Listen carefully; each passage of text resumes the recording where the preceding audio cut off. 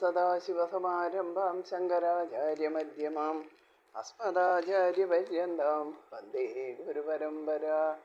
പീതാംബരം കരവിരാജിതശങ്കചക്ര കൗമോദഗീ സരസിജം കരുണാസമുദ്രം രാധാസഹായമതിസുന്ദരമന്ദഹാസം പാതാലയേശമനിശം ഹൃദി ഭാവയാമി.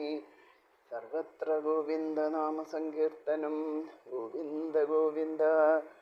ഹരേ രാമ രാമ രാമ ഹരേ ഹരേ, ഹരേ കൃഷ്ണ കൃഷ്ണ കൃഷ്ണ ഹരേ ഹരേ.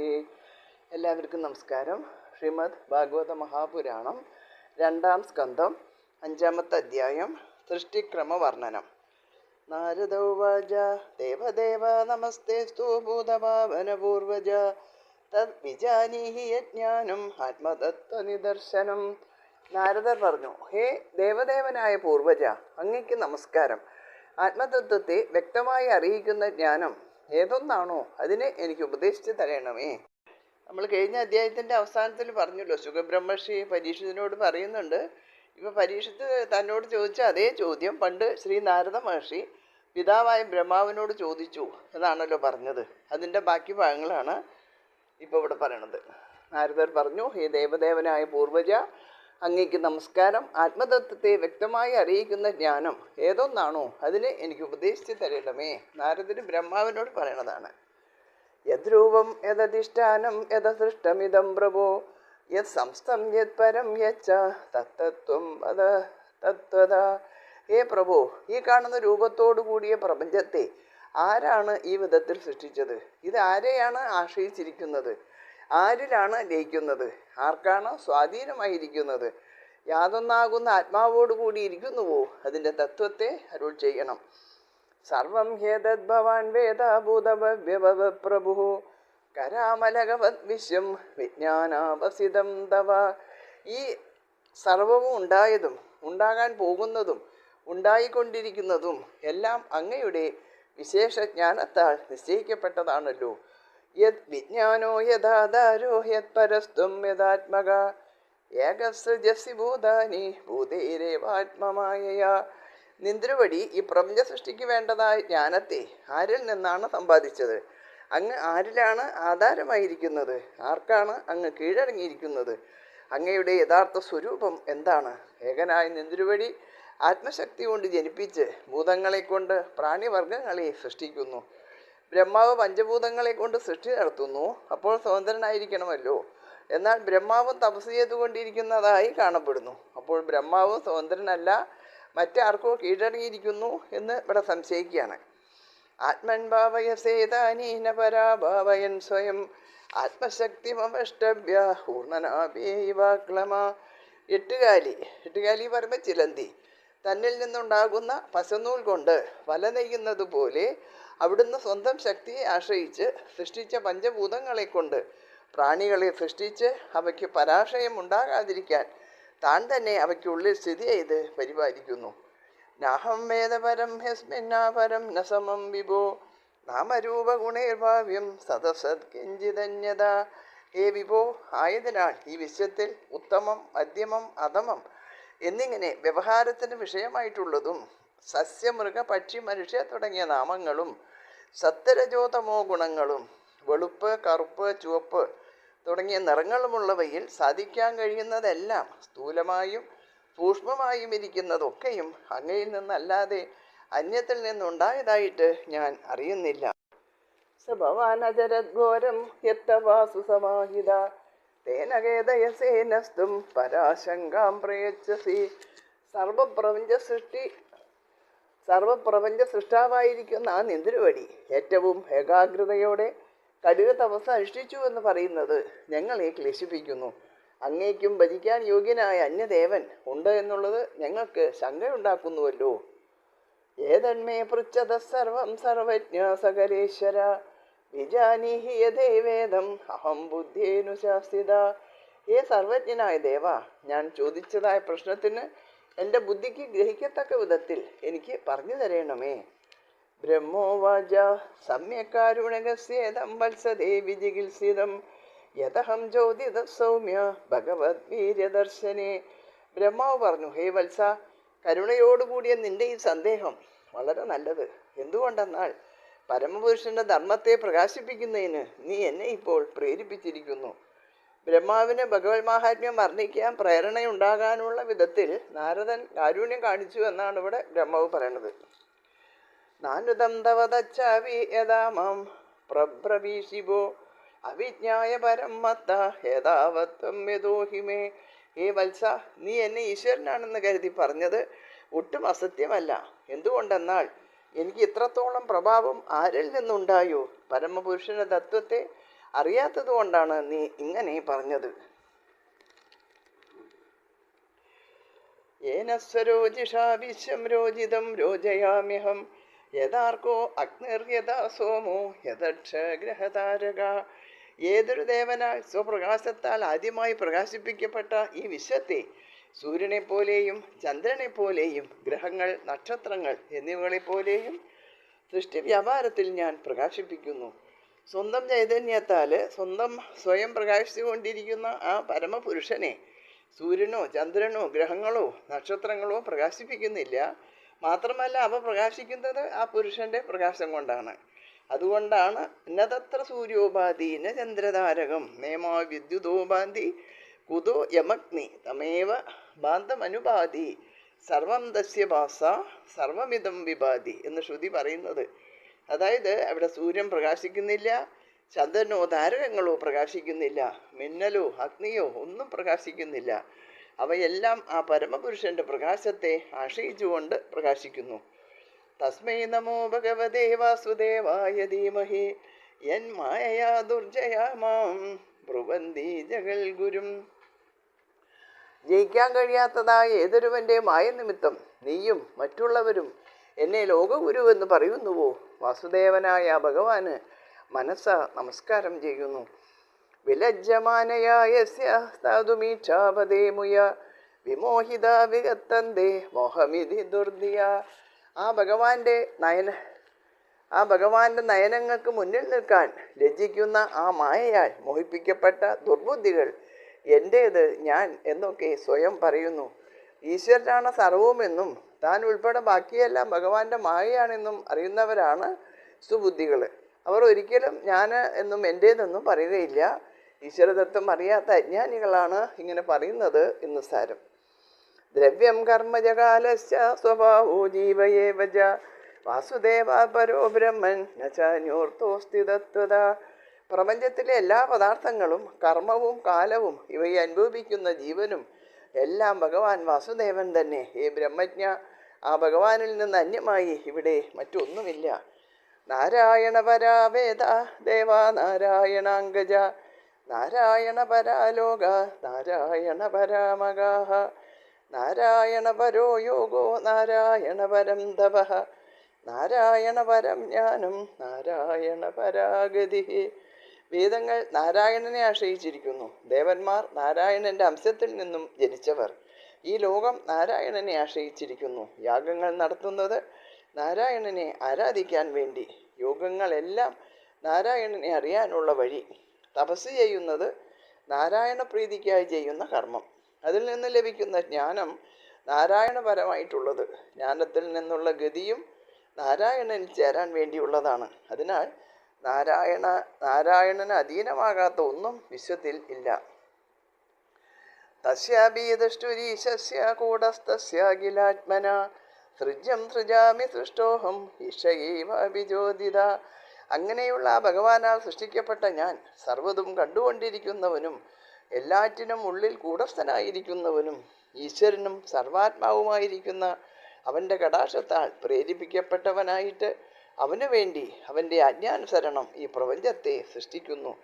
സത്വം രജസ്തമായി നിർഗുണസ്യ ഗുണാസ്ത്രയ സ്ഥിതി സർഗനിരോധേഷു ഗഹീതാമായ വിഭോഹോ.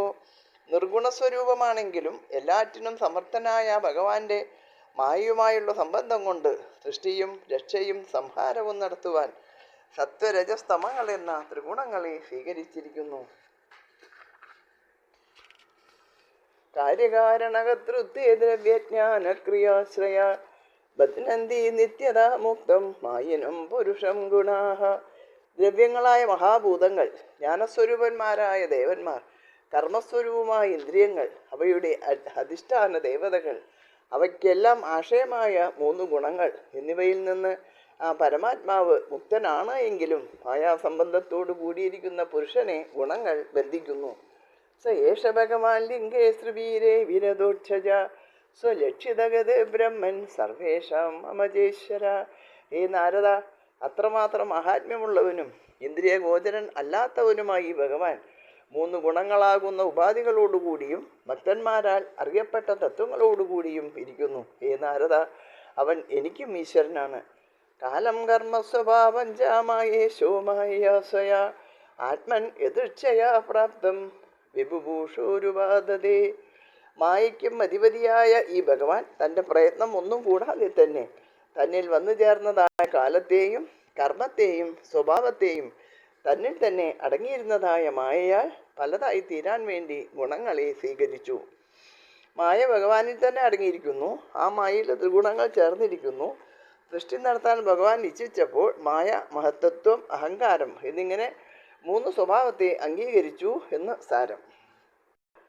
കാലാത് ഗുണവേദികര പരിണാമ സ്വഭാവത കർമ്മണോ ജന്മ മഹത പുരുഷാധിഷ്ഠിതാദബോധ്. പുരുഷനിൽ അധിഷ്ഠാനമായിരിക്കുന്ന കാലത്തിൽ നിന്ന് സത്വാദി ഗുണങ്ങൾ ഒന്ന് മറ്റൊന്നിനെ അതിക്രമിക്കുന്ന ക്ഷോഭവും, സ്വഭാവത്തിൽ നിന്ന് ഒന്ന് മറ്റൊന്നിനെ സ്വീകരിക്കുന്ന പരിണാമവും, കർമ്മത്തിൽ നിന്ന് മഹത്തത്വവും ഉണ്ടാകുന്നു. അതായത് മായയിലെ ഗുണങ്ങളുടെ ക്ഷോഭ നിമിത്തം ഒന്ന് മറ്റൊന്നിനെ അതിക്രമിക്കുമ്പോൾ ഒരു രൂപത്തെ വിട്ട് മറ്റൊരു രൂപം സ്വീകരിക്കും. അപ്പോൾ കർമ്മത്തിൽ നിന്ന് മഹത്വത്വം ജനിക്കും. മഹദസ്തു ബിഗുർവാണ രജസത്യോപബൃംഹിതാത് തമപ്രധാനസ്തുഭവത് ദ്രവ്യജ്ഞാനക്രിയാത്മക. രജോ ഗുണവും സത്വഗുണവും അധികരിച്ചതുകൊണ്ട് വികാരത്തെ പ്രാപിച്ചതായ മഹത്വത്വമുണ്ടായി. മഹത്തത്വത്തിൽ നിന്ന് ദ്രവ്യം, ജ്ഞാനം, ക്രിയ എന്നീ സ്വരൂപങ്ങളോട് കൂടിയതും തമോ ഗുണം പ്രധാനമായിരിക്കുന്ന അഹങ്കാരതത്വവും ഉണ്ടായി. മഹത്തത്വത്തിൽ സത്വഗുണവും രജോ ഗുണവും അധികരിച്ചിരിക്കുന്നു. അതിൽ നിന്ന് ദ്രവ്യങ്ങൾ എന്ന് പറയുന്ന പഞ്ചമഹാഭൂതങ്ങൾ ഉണ്ടായി. ജ്ഞാനമെന്ന് പറയപ്പെടുന്ന ദേവതകൾ ഉണ്ടായി. ക്രിയകളുടെ രൂപമായ ഇന്ദ്രിയങ്ങൾ ഉണ്ടായി.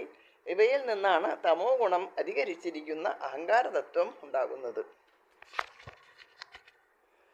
സോഹങ്കാര ഇതി പ്രോക്തോ വികുർവൻ സമഭൂദ്രിത വൈകാരികസ്തൈജസശ്ച താമസശ്ചേതി യദ്വിധ ദ്രവ്യശക്തി ക്രിയാശക്തി ജ്ഞാനശക്തി രീതി പ്രഭോ.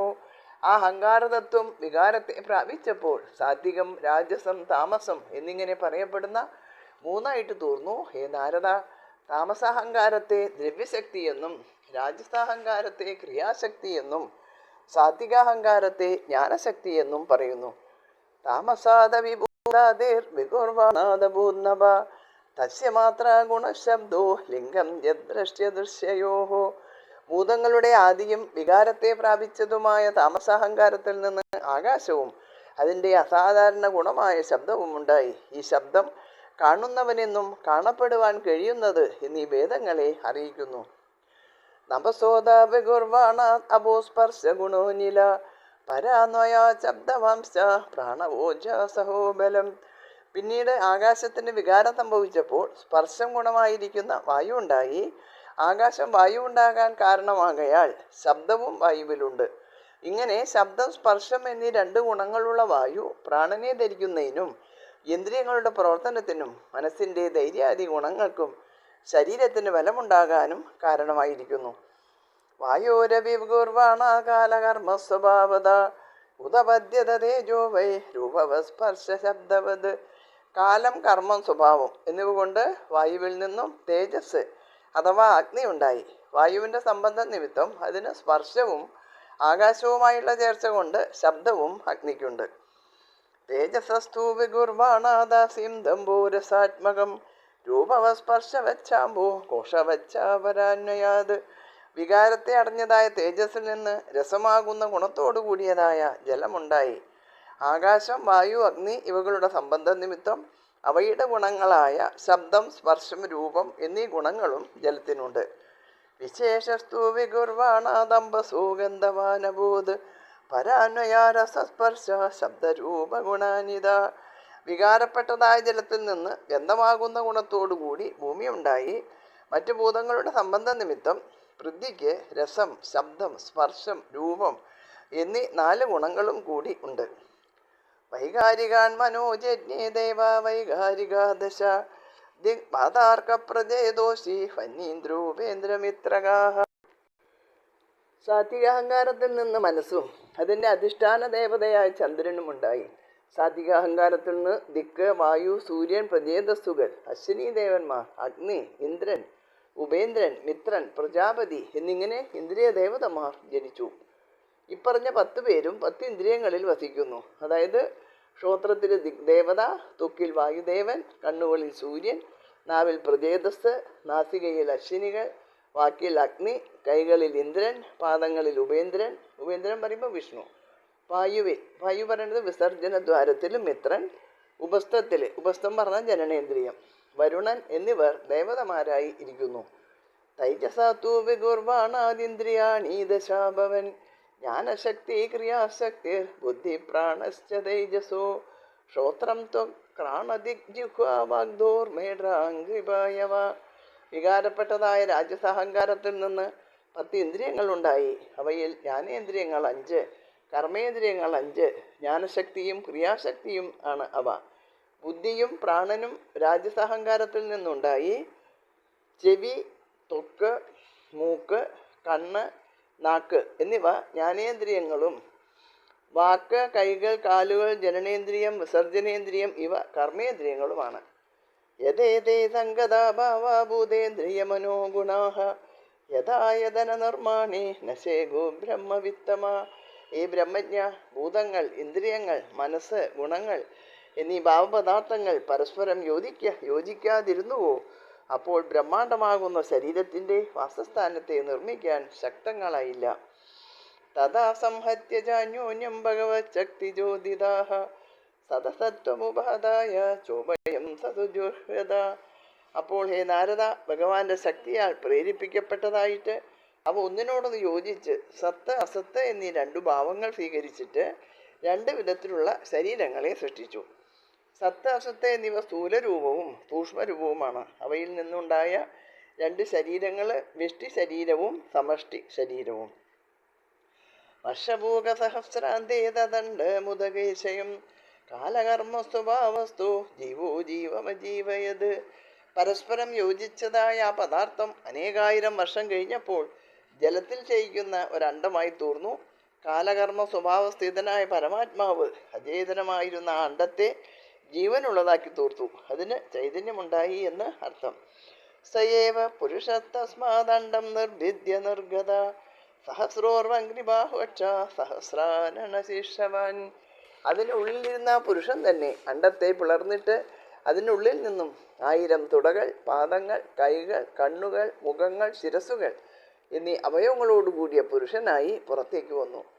യസ്യേഹാവയവൈർലോകാൻ കൽപ്പയന്തി മനീഷിന കഡ്യാദിവിരതസപ്ത സപ്തോർധ്വം ജഗനാദിവി.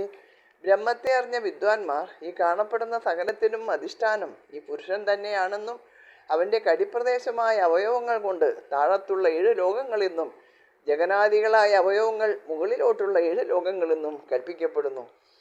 പുരുഷസ്യ മുഖം ബ്രഹ്മക്ഷത്രമേധസ്യ ബാഹവ ഊർവോർവൈശ്യോ ഭഗവത പദ്ഭ്യാം ശൂദ്രോഭ്യജായത. ഈ പുരുഷന്റെ മുഖം ബ്രാഹ്മണൻ, കൈകൾ ക്ഷത്രിയരുമാകുന്നു. തുടകളിൽ നിന്ന് വൈശ്യരും പാദങ്ങളിൽ നിന്ന് ശൂദ്രരും ഉണ്ടായി. ഭൂർലോകൽപ്പിത പദ്ഭ്യാമുവർലോകോസ്യ നാഭിത ഹൃദ സ്വർലോക ഉരസ മഹർലോകോ മഹാത്മന. ഈ പുരുഷന്റെ പാദങ്ങളിൽ നിന്ന് ഭൂലോകവും മഹാത്മാവായ ഇവന്റെ നാഭിയിൽ നിന്ന് ഭൂർലോകവും ഹൃദയത്തിൽ നിന്ന് സ്വർലോകവും മാരിടത്തിൽ നിന്ന് മഹർലോകവും ഉണ്ടായി. ഗ്രീവായാം ജനലോകശ്ചതപോ ലോകസ്തനദ്വയാത് മൂർധവി സത്യലോകസ്തു ബ്രഹ്മലോകസനാതന. ഇവന്റെ കഴുത്തിൽ ജനലോകവും 2 സ്ഥലങ്ങളിൽ തപോലോകവും മൂർധാവിൽ സനാതനമായ ബ്രഹ്മാവിൻ്റെ സത്യലോകവും കൽപ്പിക്കപ്പെട്ടിരിക്കുന്നു. തത് കഡ്യാം ചാതലം ക്ലിപ്തം ഊരുഭ്യാം വിതലം വിഭോ ജാനുഭ്യാം സുതലം ശുദ്ധം ജംഘാഭ്യാം തുതലാതലം. സർവത്ര നിറഞ്ഞിരിക്കുന്ന ഭഗവാന്റെ അരക്കെട്ടിൽ നിന്ന് അതലവും 2 തുടകളിൽ നിന്ന് വിതലവും 2 മുട്ടുകാലുകളിൽ നിന്ന് സുതലം എന്ന ലോകവും 2 കണങ്കാലുകളിൽ നിന്ന് തലാതലവും ഉണ്ടായി എന്ന് നിശ്ചയിക്കപ്പെട്ടിരിക്കുന്നു. മഹാതലം ദുൽഫാഭ്യാം പ്രബദ്ധാഭ്യാം രസാതലം പാതാളം പാദദഹലത ഇതി ലോകമയപ്പുമാൻ. ആ പുരുഷന്റെ 2 ഞെരിയാണികളിൽ നിന്ന് മഹാതലവും പുറവടികളിൽ നിന്ന് രസാതലവും പാദങ്ങളുടെ ഉള്ളടികളിൽ നിന്ന് പാതാളവും ഉണ്ടായി. ഇപ്രകാരം ഈശ്വരൻ തന്നെ ലോകസ്വരൂപൻ എന്ന് ധരിച്ചു കൊള്ളണം. സ്ഥൂലമായ ഈശ്വര സ്വരൂപത്തെ ധ്യാനിക്കാനാണ് ഈ രൂപമെന്ന് ഇവിടെ സൂചിപ്പിച്ചിട്ടുണ്ട്. ഭൂർലോകൽപ്പിതപദ്ഭ്യാമുവർലോകോസ്ത്യനാഭിത സ്വർലോകൽപിതോ മോദന ഇതിവാ ലോകകൽപ്പന. ഈ ഭഗവാന്റെ പാദങ്ങളിൽ നിന്ന് ഭൂലോകവും നാഭിയിൽ നിന്ന് ഭൂവർലോകവും മൂർധാവിൽ സ്വർഗലവും കൽപ്പിക്കപ്പെട്ടിരിക്കുന്നു. ഈ വിധത്തിലും കൽപ്പിക്കാം എന്ന് സാരം. ഇത് ശ്രീമദ് ഭാഗവതേ മഹാപുരാണേ പാരമഹംസ്യാം സംഹിതായാം ദ്വിതീയസ്കന്ധേ പഞ്ചമോധ്യായഃ. 2-ാം സ്കന്ധം 5-ാമത്തെ അധ്യായം ഇവിടെ അവസാനിച്ചു. എല്ലാവർക്കും നമസ്കാരം. സർവത്ര ഗോവിന്ദ നാമ സങ്കീർത്തനം. ഗോവിന്ദ ഗോവിന്ദ.